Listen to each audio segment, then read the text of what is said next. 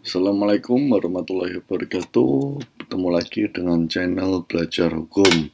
Nah, kali ini kita membahas tentang berita terkait dengan penangguhan penahanan. Jadi kita baru dapat informasi terkait permasalahan penangguhan penahanan oknum Satpol PP Goa ditolak. Jadi ini berita kami dapatkan dari Harian Kompas atau dari kompas.com ya, yang judulnya penangguhan penahanan oknum Satpol PP Goa ditolak. Nah, di sini menarik ya terkait dengan berita ini. Nah, tetapi apa yang akan kita sampaikan di sini sebenarnya bukan terkait berita Satpol PP-nya, tetapi kita akan lebih membahas tentang penangguhan penahanan secara umum. Ya, jadi yang kita bahas kali ini di video adalah penangguhan penahanan secara umum. Ya, nah sebelum masuk materi, yang pertama kita mau disclaimer dulu. Yang pertama, video ini hanya untuk tujuan edukasi atau untuk sharing pengalaman saja. Yang kedua, video ini bukan nasihat hukum. Dan yang ketiga, bisa jadi video ini sudah out of date karena adanya perubahan-perubahan di masa mendatang. Ya, jadi seperti itu. Nah, kita masuk ke materi ya. Jadi terkait berita penangguhan penahanan ditolak terkait dengan Satpol PP yang memukul ibu hamil itu menarik ya. Kenapa menarik ya? Tentu saja kita akan melihatnya dari sisi penangguhan penahanannya kenapa ditolak. Nah, kalau kita lihat secara umum, jadi kita bahasnya penangguhan penahanan secara umum ya, bukan masuk pada kasusnya si Satpol PP ini ya. Nah, penangguhan penahanan secara umum diatur di pasal 31 KUHP, yaitu bunyinya gini: atas permintaan tersangka atau terdakwa, penyidik atau penuntut umum atau hakim sesuai dengan kewenangan masing-masing dapat mengadakan penangguhan penahanan dengan atau tanpa jaminan uang atau jaminan orang berdasarkan syarat yang ditentukan.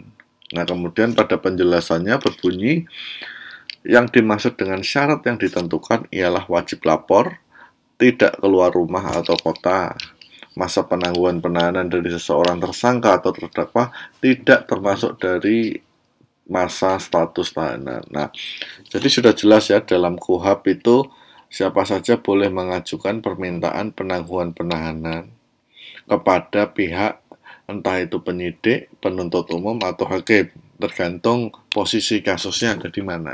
Nah, kemudian biasanya ada syarat yang ditentukan. Nah, syarat yang ditentukan itu apa?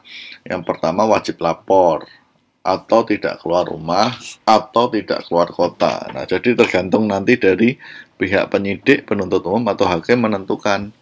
Nah, tapi biasanya yang sering adalah yang kita dapati tidak boleh tidak boleh keluar kota, dan wajib lapor minimal katakanlah 2 kali seminggu atau 3 kali dalam 1 minggu, seperti itu ya. Nah, terus apa sih tujuan penangguhan penahanan? Tentu untuk memberikan rasa kemanusiaan lah, katakanlah si tersangka ini sakit, katakanlah seperti itu, sehingga dia harus di treatment khusus, atau si tersangka ini katakanlah adalah tulang punggung satu-satunya keluarga, sehingga kalau dia tidak bekerja dia akan di PHK, maka bisa diberikan penangguhan penahanan. Nah, kemudian juga ada pemikiran subjektif kenapa penangguhan penahanan tidak diberikan atau ditolak. Biasanya pertama, ada kekhawatiran si tersangka atau terdakwa ini akan melarikan diri. Satu itu. Yang kedua, ada kekhawatiran si tersangka atau terdakwa ini akan menghilangkan barang bukti. Ya. Dan yang ketiga, ada kekhawatiran bahwa si tersangka atau terdakwa ini mengulangi perbuatan yang didakwakan atau disangkakan. Ya, seperti itu. Jadi tergantung kita lihat perspektif dari masing-masing penyidik, penuntut umum, atau hakim, karena kewenangannya ada di mereka. Jadi kita tidak bisa memberikan memaksa lah intinya. Harusnya kita harus ya mencoba memberikan argumentasi yang logis bahwa nanti kalau diberikan penangguhan penahanan, katakanlah tidak akan melakukan ketiga hal tadi, yaitu tidak akan menghilangkan barang bukti, tidak akan kabur, dan tidak akan mengulangi perbuatan yang disangkakan kembali atau didakwakan kembali. Nah, biasanya argumentasi itu yang diutarakan. Nah, kemudian bagaimana dengan jaminan? Nah, secara umum biasanya ada dua jaminan, yaitu jaminan berupa orang atau jaminan berupa uang. Ya, nah, jaminan penangguhan berupa uang itu diserahkan ke panitera pengadilan negeri setempat.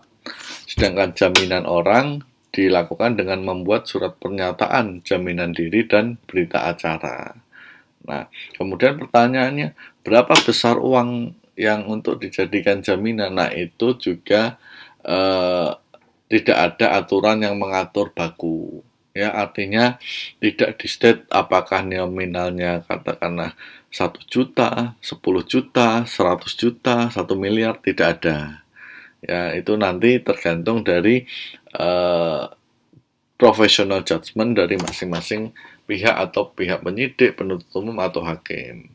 Nah, biasanya angka-angka uang jaminan itu yang nilainya psikologis bagi si terdakwa atau tersangka maupun membuat kenyamanan atau keyakinan bahwa dengan jaminan uang ini si tersangka atau terdakwa gak akan kabur, menghilangkan barang bukti atau tadi mengulangi perbuatan yang disangkakan.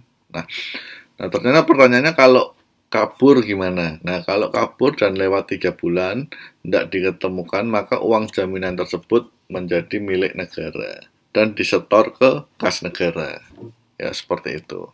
Nah, kemudian kalau jaminannya orang gimana? Nah, kalau jaminannya orang dan ternyata si tersangka atau terdakwa melarikan diri, maka si penjamin menggantikan dia untuk membayar sejumlah uang yang ditetapkan dalam proses pemeriksaan atau oleh pejabatnya. Jadi si orang yang menjamin ini mengganti harus membayar.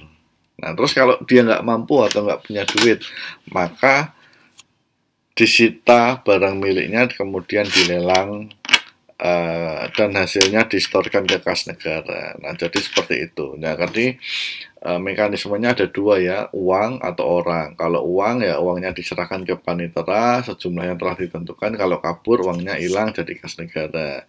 Terus apakah selesai kasusnya? Ya tidak. Terus dia tetap jadi buron, tetap dicari atas untuk mempertanggungjawabkan kesalahannya. Terus kalau jaminan orang, kalau orang tersangkanya kabur ya orang yang menjamin ini ya harus membayar jumlah uang ya kepada negara. Ya, kamu seperti itu. Kalau dia nggak punya duit, ya harta miliknya disita, kemudian dilelang dan hasilnya diserahkan ke negara. Jadi seperti itu terkait dengan penangguhan penahanan. Mudah-mudahan informasi ini bisa memberikan penambah wawasan atau penambah pengetahuan. Kurang lebihnya saya mohon maaf. Terima kasih sudah menonton. Assalamualaikum warahmatullahi wabarakatuh.